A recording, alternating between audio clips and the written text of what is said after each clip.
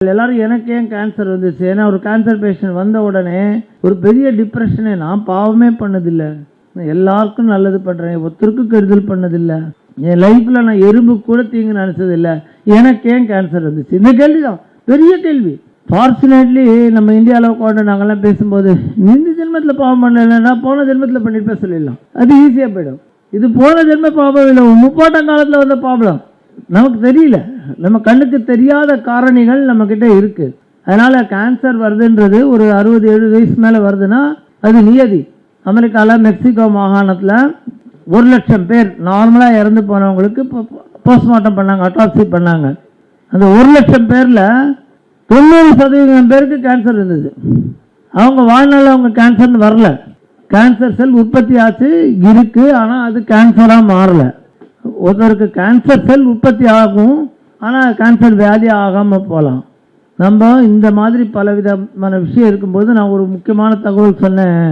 ஒரு கேன்சர் ஒரு பர்சனுக்கு உருவாகிறதுக்கு குறைஞ்சபட்சம் 3 வருஷத்துலேருந்து 15 வருஷம் தேவை. ஏன் அவ்வளோ நாள் தேவைன்னா நம்ம சிம்பிள் கணக்கு தான். நம்ம என்ன சொன்னோம், ஒரு செல்லு 1 in a billion, அது 1 சென்டிமீட்டர் ஆகணும்னா 1 பில்லியன் செல் உருவாகணும். கேன்சர் ஒரு செல்லில் தான் உருவாகுது. அந்த ஒரு செல் 2 மடங்காக நார்மலாக 15லேருந்து 45 நாள் ஆகும். ஸோ அது 1 சென்டிமீட்டர் ஆகிறதுக்கு குறைஞ்சபட்ச டைமே 3 வருஷம் 5 வருஷம் ஆகும் மினிமம்.